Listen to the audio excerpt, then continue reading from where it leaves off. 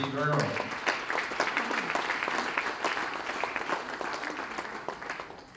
James Talley. James, I think you're up.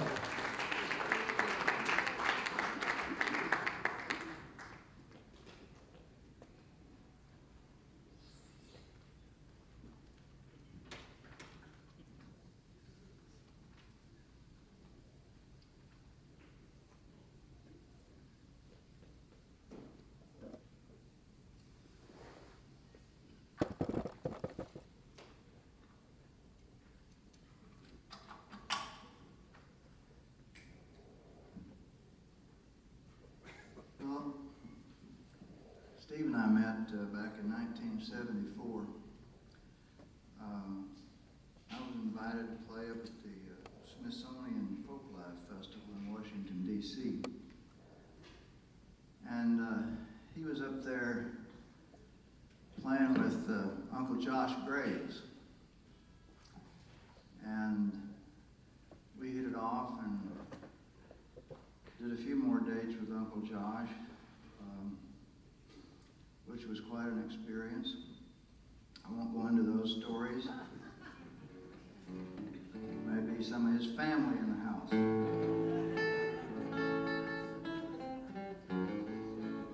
And we came back, and Steve and I became friends after that. And he and his wife came over for dinner one night with Jubal. I think Jubal was about 4 years old, something like that. And I had 2 sons myself,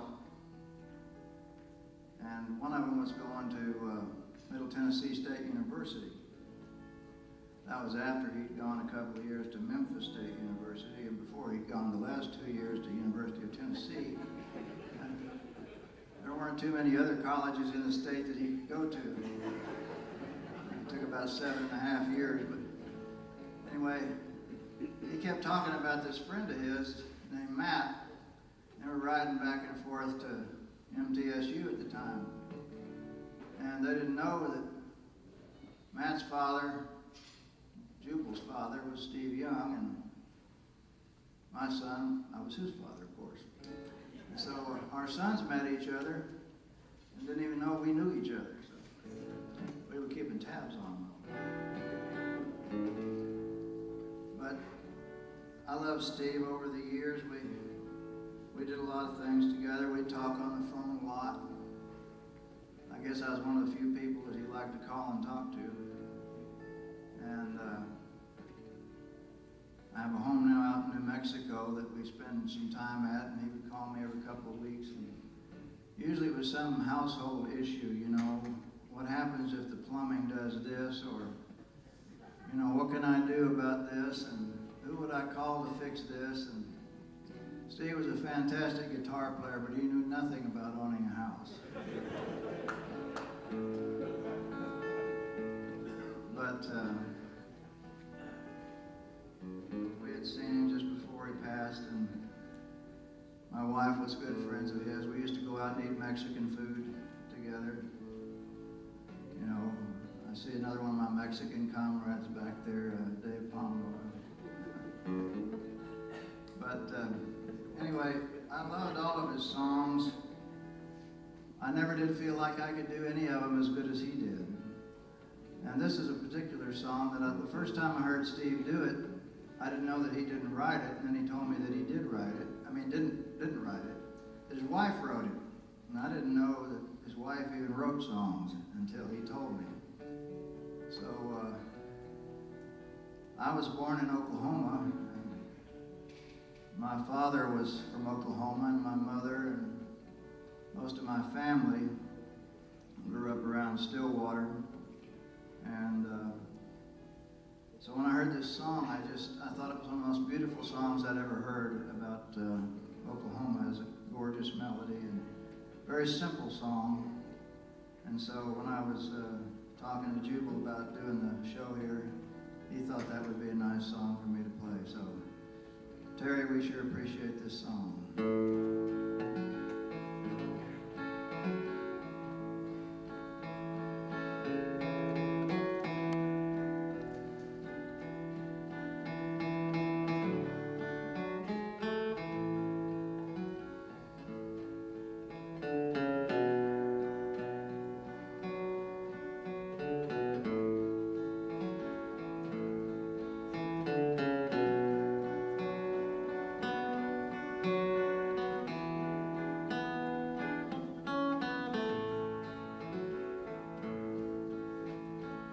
star out in the morning, and the sweet rustle of corn. What a good place to be born.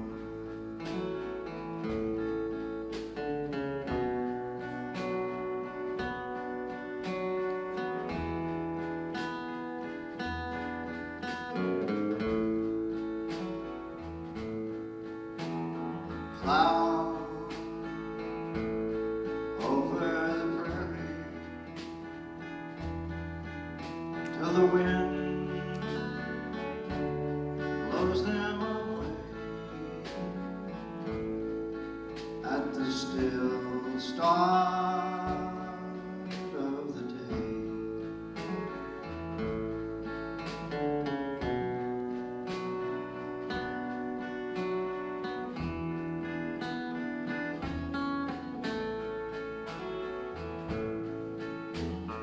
Hey, my Oklahoma, are you still waiting for me with your gold grain waving free?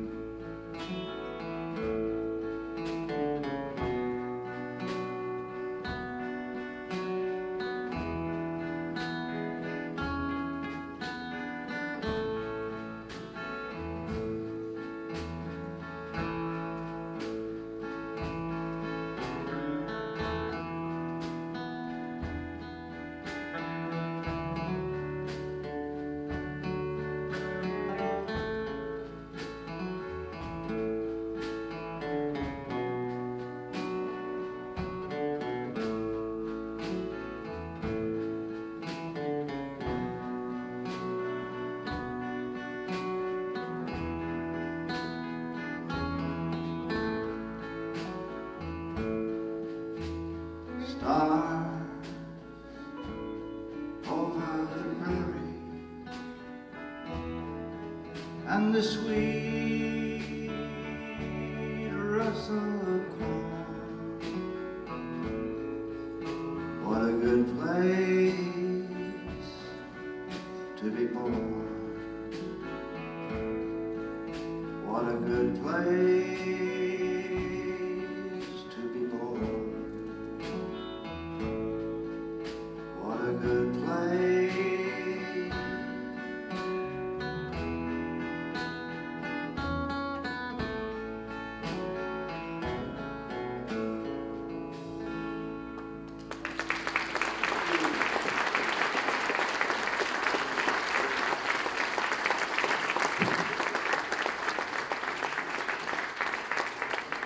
Thanks, fellas. Now, I really got another story this time. My turn. Oh, wait a minute. This will take about 2 minutes, about 10 seconds. When we were leaving Gadsden, we decided we wanted to go up on 66, and we went up there, and we started down Route 66. And in the middle of the night, we decided that we better stop and relieve ourselves in the desert. And so Jim and I got back in the vehicle, and Steve wouldn't come. So I went out to look for him, and I saw him out there, and I said, "Steve, what the hell are you doing?" He said, "I'm looking for that singing waterfall." Thank you, Butch. Peter Cooper. Where's Peter Cooper gone to? There he is.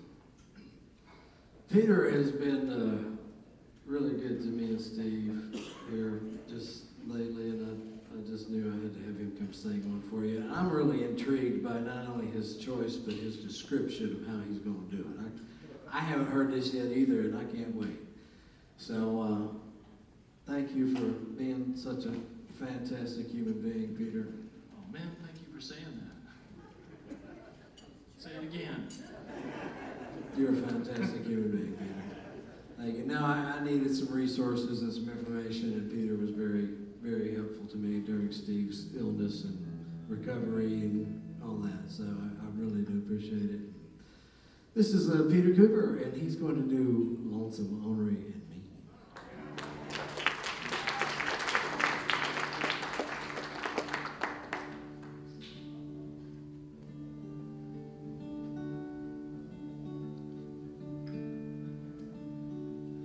This guitar is the least important thing in this. Tom's guitar is more important than mine in the mix. It is. Somebody asked me,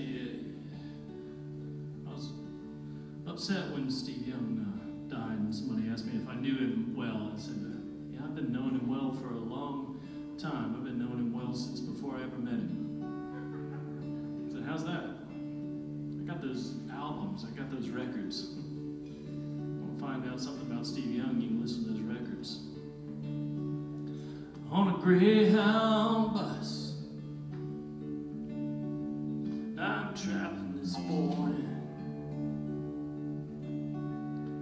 I'm going on down to Shreveport, on to New Orleans. Riding these highways, traveling these byways, it's just making me lonesome. Ornery and me. Now her hair was jet black, and her name was Bodine. She thought she was the cream of them Basin Street queens, but she got tired of that smoky white dream. She began to feel lonesome, ornery and mean.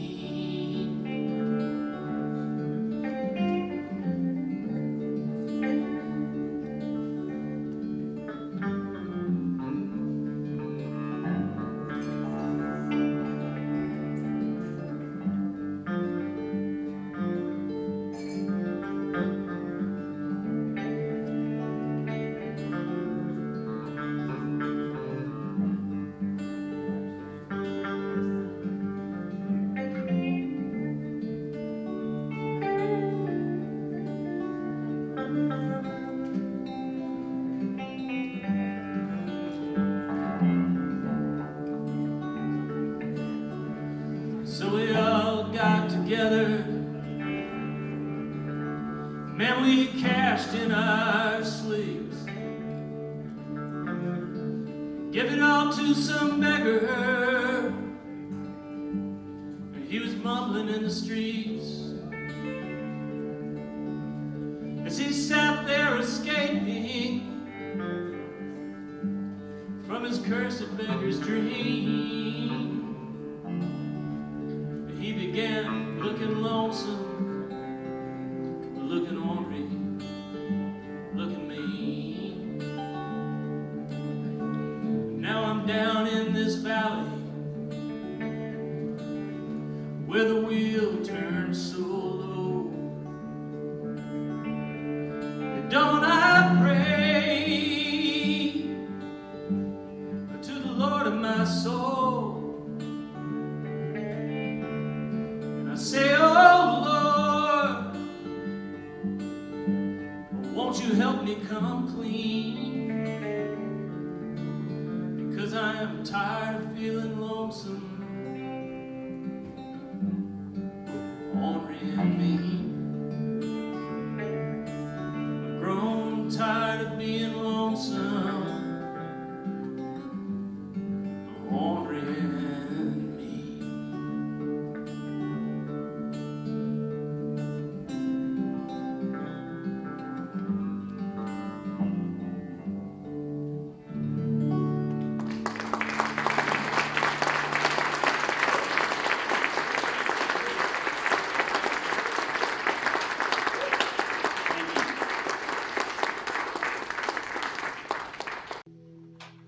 Steve Young first in 1980 at Folk City in Greenwich Village, New York.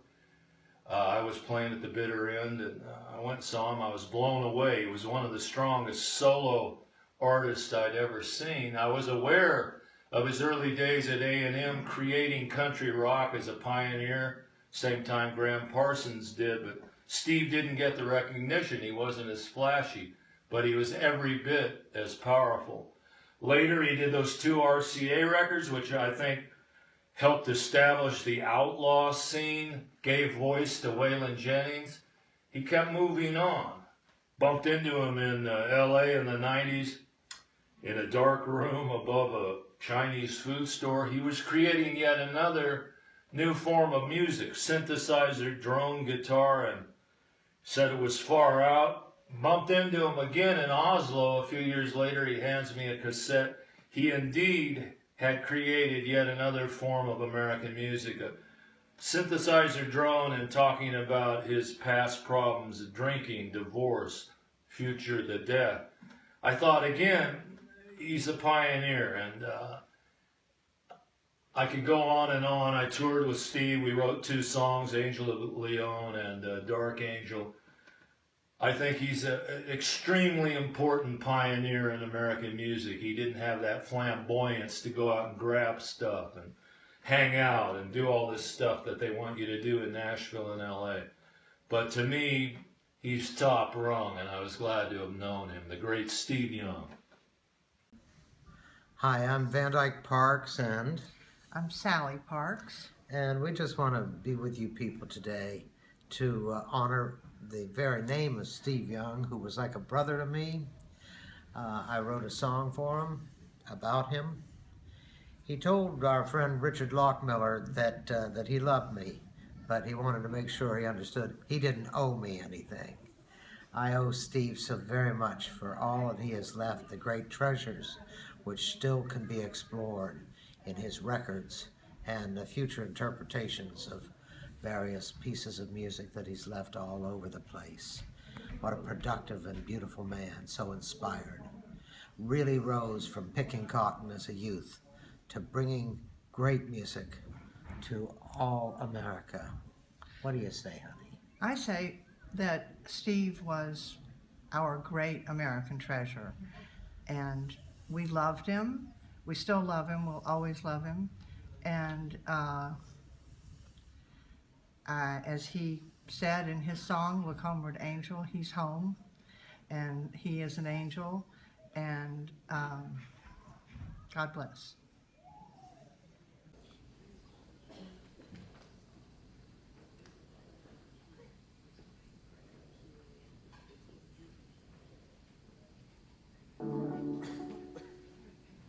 This is one of those songs that the synthesizer, guitar, drum thing.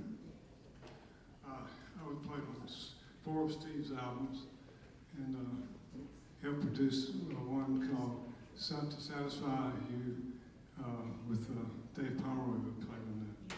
We also that's the album that River and the Swan was on.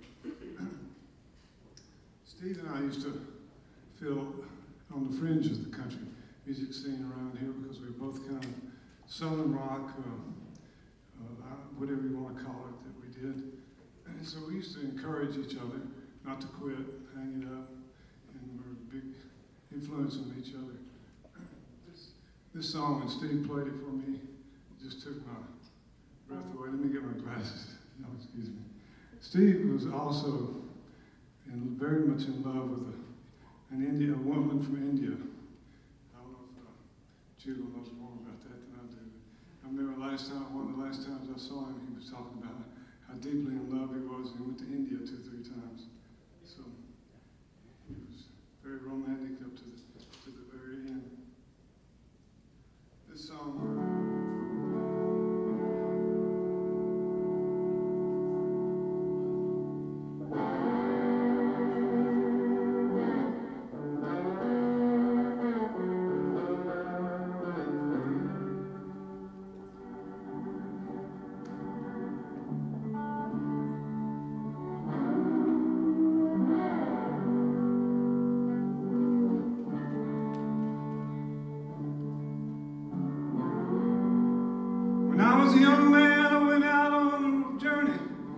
desert.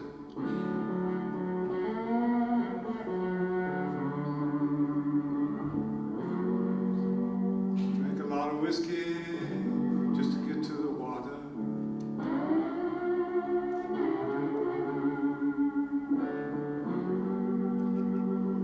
Underneath the stars I drank and I dreamed and I wondered.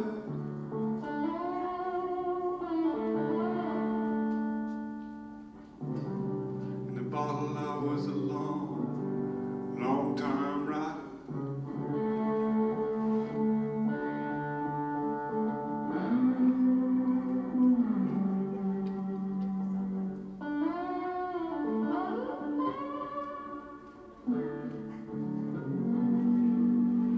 What I found was a lot of suffering, and friend, I ain't lying.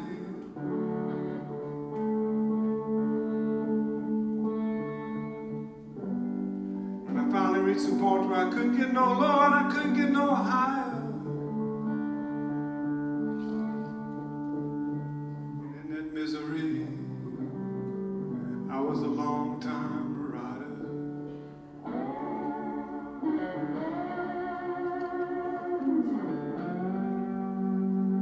So finally one night I took myself down this road and I couldn't get much higher.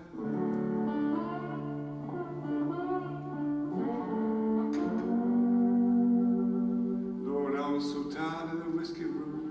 It was getting harder and harder.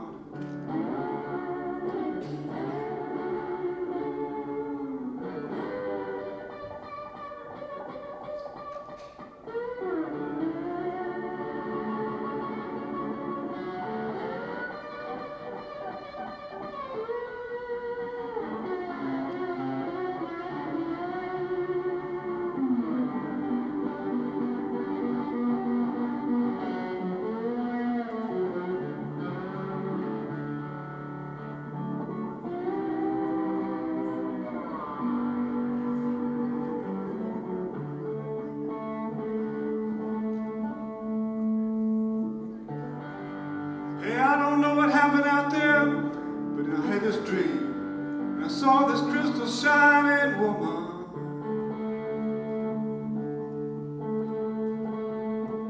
And I woke and I said, thank you for giving me a velvet star to lay my head down on.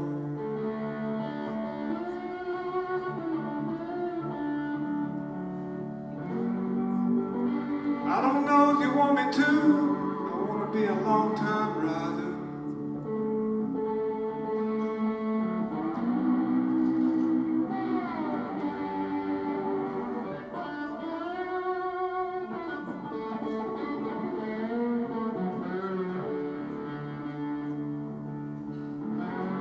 If you want me to, I'll be a long time rider.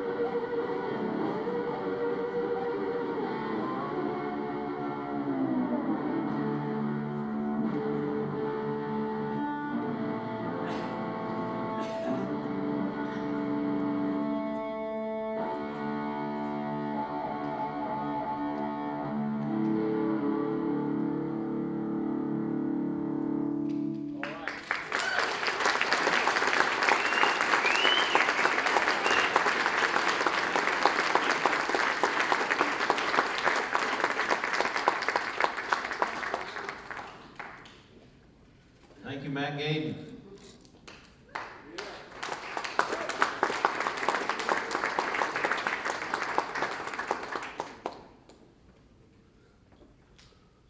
I don't have any more stories. Oh, good. I was worried there for a second. You'll come up with one. You'll make new ones. That'd be a lie then.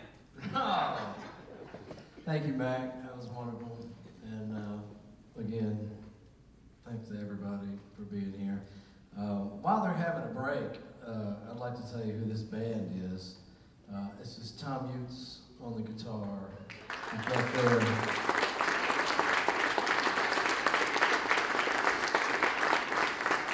A dear friend of mine, we've done all of my albums together, and he did one at least with Steve, the Songlines Revisited. Lynn Williams is the drummer. He's over there. And of course, Mark Fain on the bass.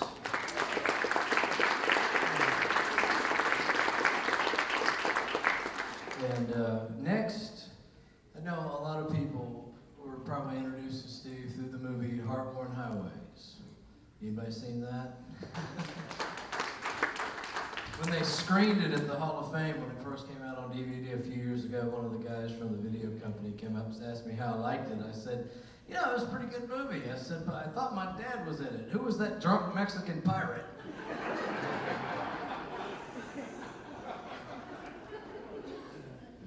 But he acted like he was a little offended by that, but really he wasn't. He thought it was pretty funny. And but I asked Graham to come here today and talk to you about his experience with Steve, and then he's been kind enough to bring a reel from both the movies. They, of course, did Heartworn Highways and Heartworn Highways Revisited just a couple of years ago. So Graham, please come up and talk to us. Graham Leader.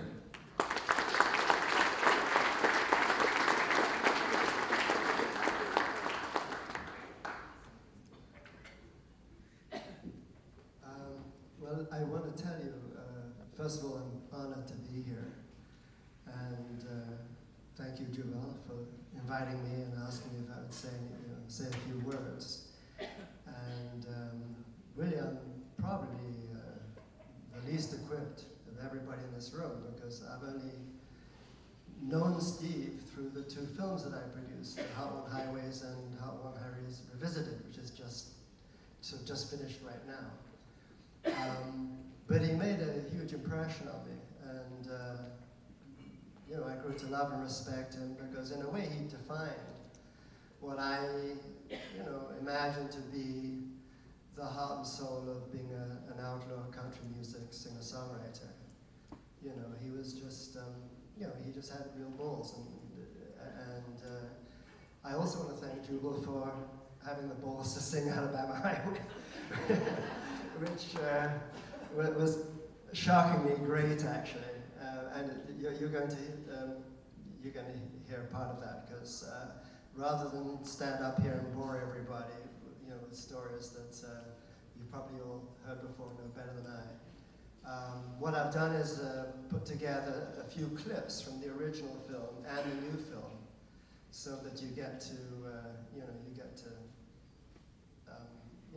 see Steve as he was then and as he was more recently when I saw him greatly changed, but actually still totally himself. And the afternoon I spent with him at his house when he talked a great deal about Zen Buddhism and about his life, and very, very open.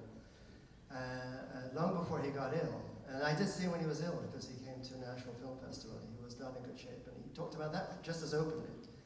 And I just want to say that being here, even though half the people are struggling to find the stage, has totally, because I don't know what I was doing producing a country music film, because I'm from England, a small town called Dover. But this has totally reaffirmed my, my belief in what this is all about, because the music here today and what's been said and what's been sung is so moving, so powerful. And a great tribute to what was a great man. So, anyway, you're going to see a few minutes from both films. Thank you.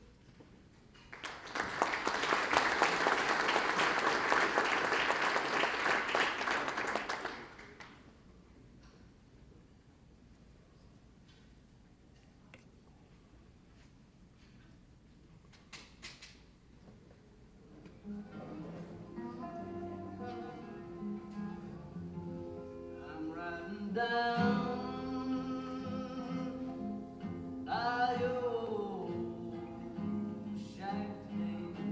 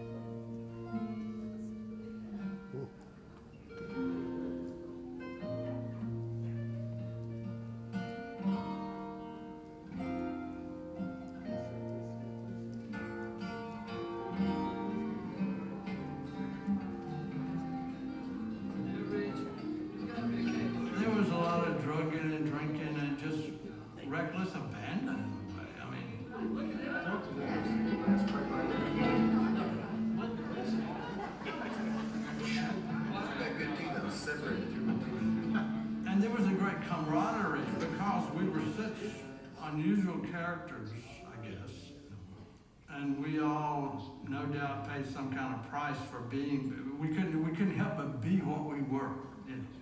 And Guy and Suzanne were really the meeting place, so to speak. It was kind of like being in a tent in the rain or something. So let's listen. Me and Noville, they're both come from Georgia, met Hank at New Mexico. And Grandpa Durango to join Pancho Villa, we did that to go. Her starving body craves a man to love. And in her heart she wants a child. Just an answer to a mother's love. For the first time that I came by Berlin, the river was on my mind. I never got used to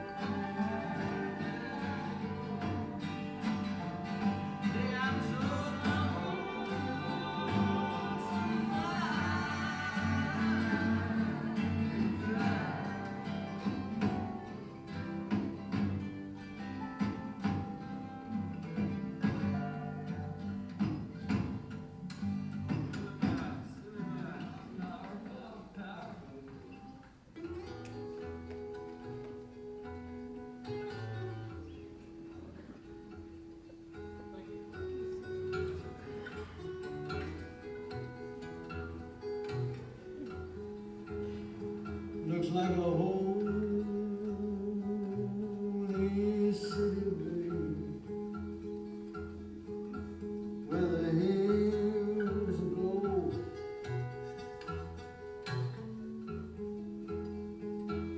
A holy city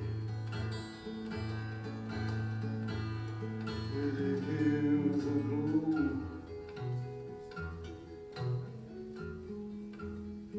Ah, silver lake.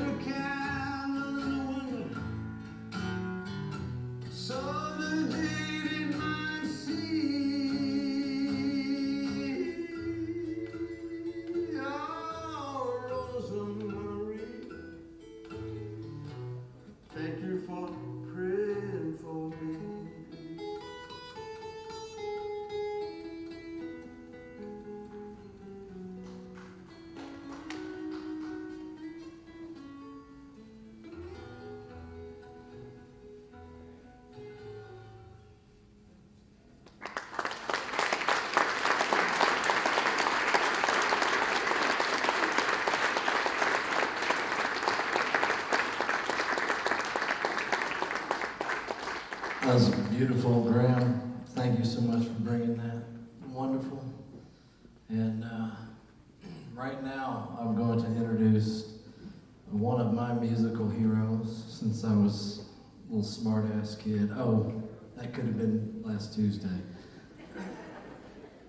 Now, I've grown up knowing Dave Olney, and it's been a complete pleasure watching him grow up too. But my dad did this song on a couple of different albums, and I asked David if he'd come talk a little bit about Steve and do it himself, because he wrote it. And, you know, thank you for coming, Dave.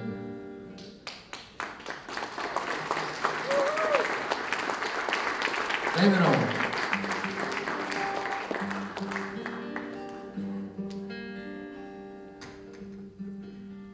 I met Steve when I first came to town. He was sitting on a bar stool at the Gold Rush. And, at the time, I was a comedy relief for the universe. And I knew who he was, I'd heard of him, and I would just go up and start talking to him. And he put up with that.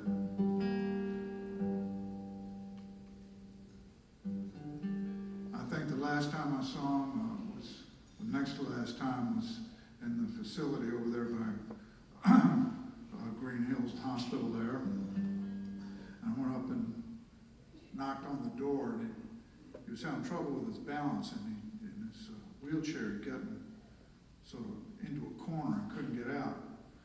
And I got in the door, and he said, "Dave, get me out of here." And I thought, you know, how much of his life he'd been saying that. I would meet Steve at various places. We just run into each other in Europe and in the States. And for whatever reason, I don't remember either one of us being particularly surprised that the other one was there. He had a way, some people look at you and some people look through you, but I always felt like Steve was like looking inside me.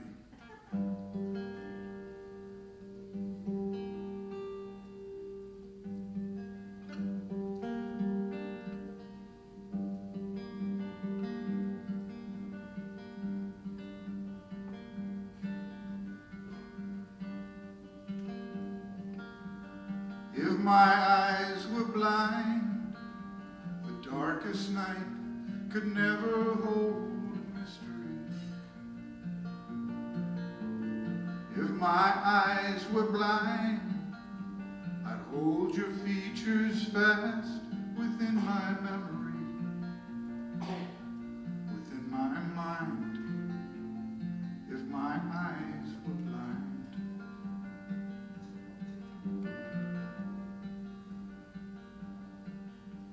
Should my voice grow weak, only you could hear the voice inside me. Should my voice grow weak, never with a word would I deny thee. I would not speak, should my voice grow weak.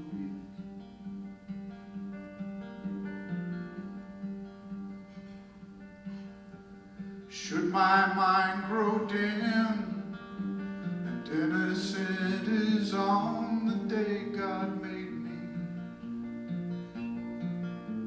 Should my mind grow dim, I'd love you like a child or a baby. I'd be gentle as a lamb. Should my mind grow dim.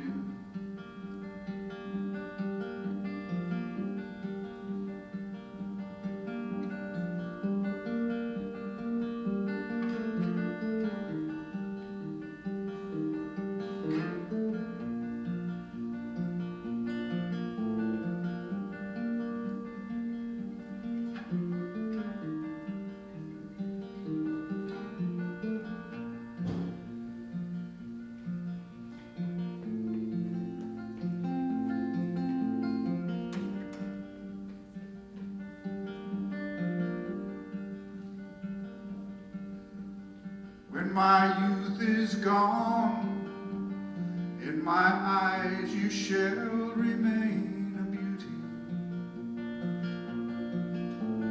When my youth is gone, in my ears I'll hear you singing sweetly, the sweetest song. When my youth is gone.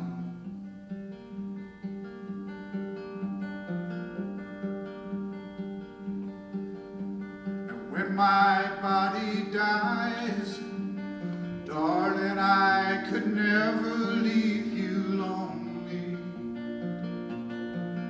My spirit shall arise to comfort and to care for you only, to sympathize when my body dies.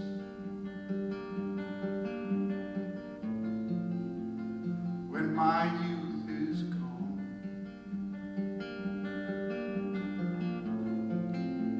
should my mind grow dim,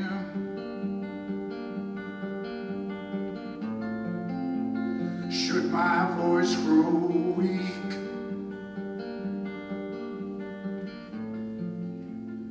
if my eyes go blind. Thank you, Steve.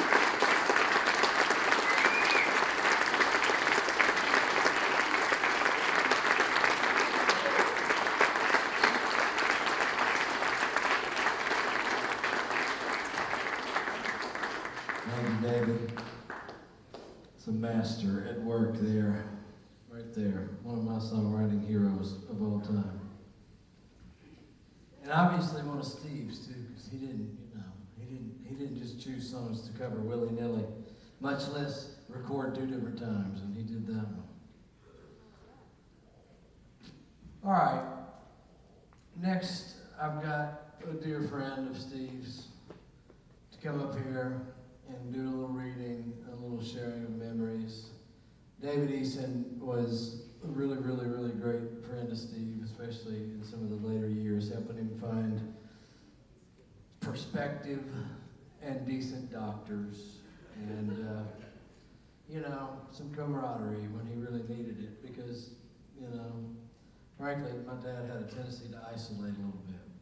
And he's a bit of a lone wolf and a little too proud of that. So, make sure you get out there and socialize, people. It's good for you. David, come on up, please. David Eason.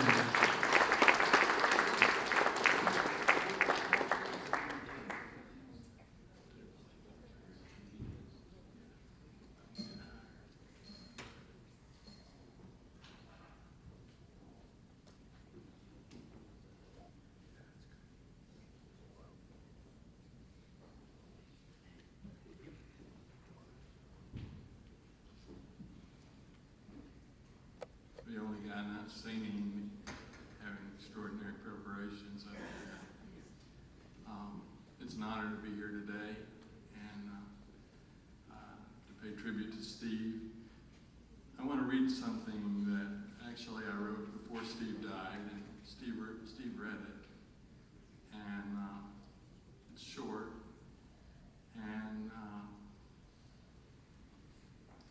I've had a lot of reflections as the day's gone on. We'll see what happens after I read this.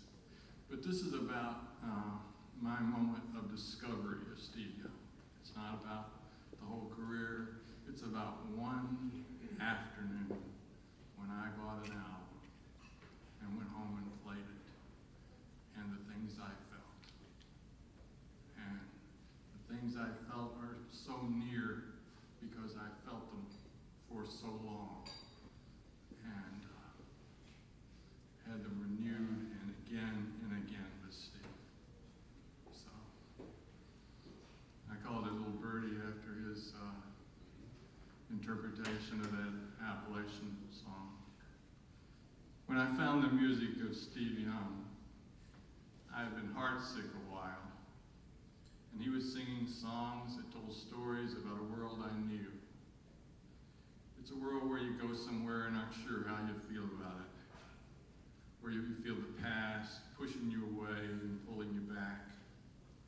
Where you cover sad feelings with crooked smiles and bitter words. Where you make tough choices and always pay the price for them. Often those songs seem to speak the story of my life far better than I could. Steve's voice, full of grief, anger, and tenderness, all fighting to be heard at once, lifted me out of myself and then sent me back home, as if his voice were my own, at last discovered. It was an unseasonably warm, sunny day in Carbondale, Illinois, in February 1974. I was a struggling doctoral student at Southern Illinois University. My lover and I were buying groceries at the mall. I wandered over to the record section of J.C. Penney to buy Emmylou Harris's From Boulder to Birmingham. As we were leaving the store, I stopped to thumb through some record cutouts. A lime green cover with a small photo in the center of a young woman walking across the bridge. A bridge stopped me. The album was Seven Bridges Road. I don't know why I picked it up. The color suggested a more romantic approach to life than I felt. The back side of the cover, though, was far more interesting, dense with information. There was a small black and white photo of a young man and woman walking toward the camera, eyes downcast. I surveyed the list of songs to discover that the singer had written Lonesome, Ornery, and Mean, the title cut of a Waylon Jennings album I owned. It was worth a gamble, I thought. At home, we turned the speakers toward the door and sat on the steps until dark and listened to our new albums. By the time we went inside, we had listened to Steve's Seven Bridges Road album 3 times. I felt like I had found a much-weathered family Bible, so inscribed with my own history that it was hard to know whether the book's importance came from the printed word or the handwriting that covers the margins. These songs were Steve's stories, but they were at once the story of a people, and yes, my story too. The songs were sung with great passion and propelled by the same contradictions that moved me forward some days, held me back on others, and on the worst days, collided like 2 full force gales. I first found the language for my experience in the great Southern novels. The previous year, I'd taken a course on Southern literature and culture. We read 15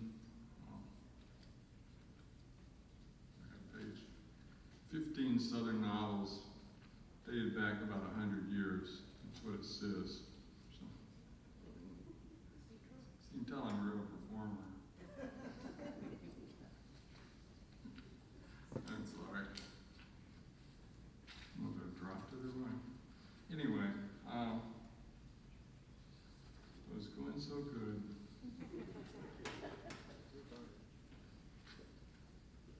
More than 100 years.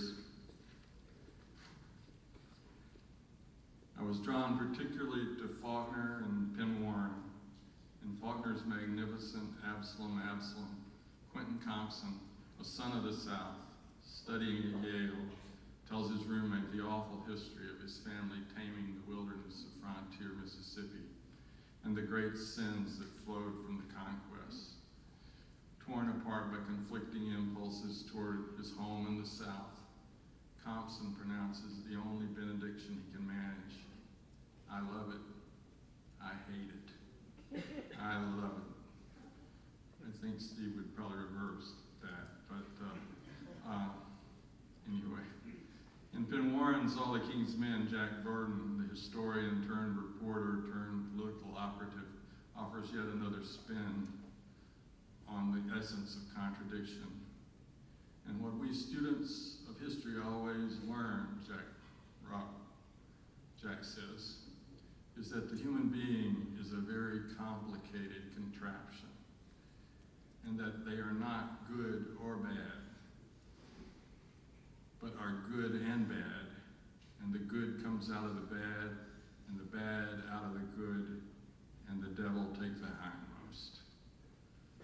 Compson and Burden expressed contradictions that I felt, but they were both from the aristocratic South, which seemed a long way from the world of tenant farming that my parents carried with them and talked out often enough to make it feel it was my legacy too.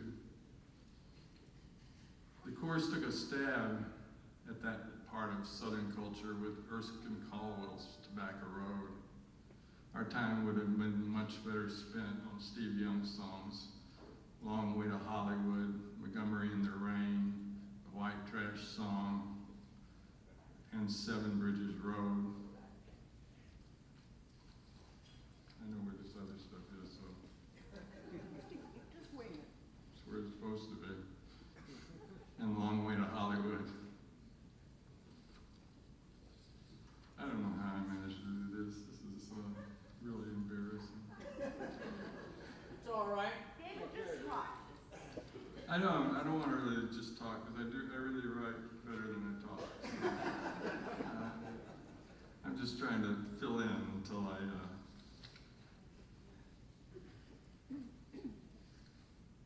is there a sheet?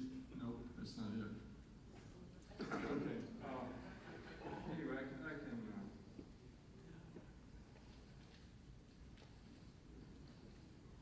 this part I can probably improvise. Steve's songs, those songs I mentioned, they tell you a lot about the contradiction of living in the South and of loving it and hating it. In Long Way to Hollywood, the singer's, reaching out for something well beyond the hard scrabble culture of the South towards something possibly wonderful in Hollywood. But he can't forget the old Depression people, his kinfolks and cousins still walking down Tobacco Road. They still talk about Hank Williams. Lord, they're singing of his fame. And he cries, I'm from the same place. I'm of the same race. I've got the same lonesome blood in my veins. But some of his reflections, some of the songs are bitter too, like Montgomery in the Rain. He goes back and all he wants is the wind and to go out to Hank's tombstone, cry out the thunderstorm train, and yet he feels like an alien.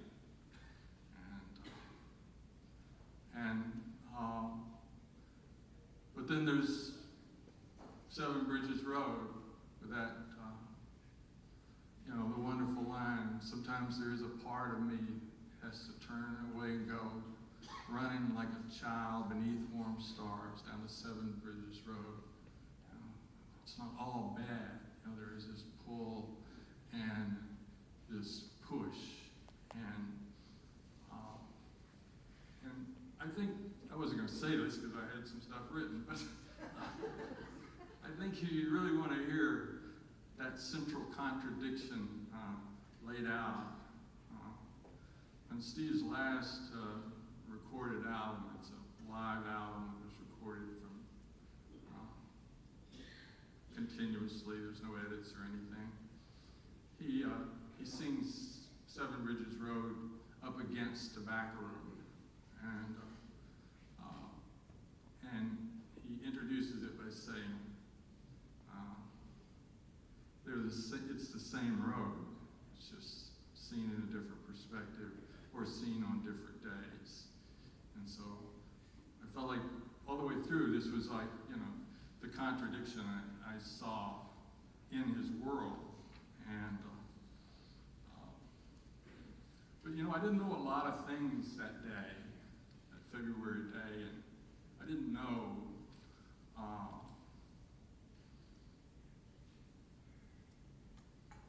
that those songs would get me through some of the toughest times in my life. I didn't know what life handles they would be for me. And then I didn't know that one day, just as I held on them so tightly to get on, I had to turn them all loose and put them away because they were just part of they had become a ritual for me of drunkenness. And so I had to put them away. And yet, I also didn't know that when I came back and found his music again, I would find these new songs that were full of hope, very different. They were what I needed again. And that's all right. It fits right in with this whole thing.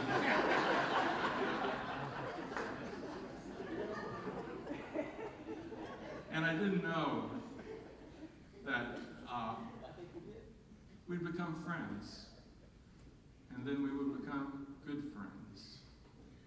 And then we would become old friends.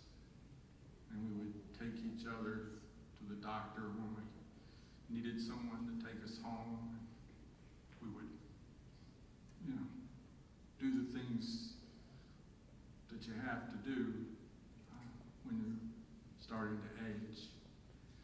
And I didn't know any of that then. But it all became true. And there's a quote from Jonathan Lethem. And he says this. Lethem's a novelist. And he's written that the listener, some of us at least, long for the voice and what's behind it. What we want from that discovery is to be ourselves, but not alone. On a February day more than 40 years ago, fate smiled on me.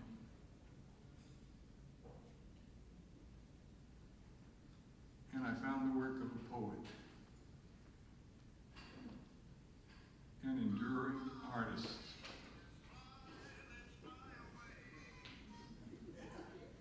and felt I was not alone. And I wanted to say one thing about Steve and I, and that I wrote a lot about him, and I never interviewed him, and I never sent it to him and asked him if it was all right. I just wrote it. And over the years, I had a piece in Oxford American back in 2001, and she said, Steve had a kind of hard time with it, not that I'd written it. He said, it's just so hard for me to see that anybody's seeing me like that. But over time, he warmed to that, and I thought that we had the kind of relationship that very often had a lot of dangling sentences. I mean, I could be who I was in front of him, and he was who he was in front of me. And it wasn't warm and cuddly or, it was just true. And I thank you for putting up with me and my disorganization. And thanks for having me.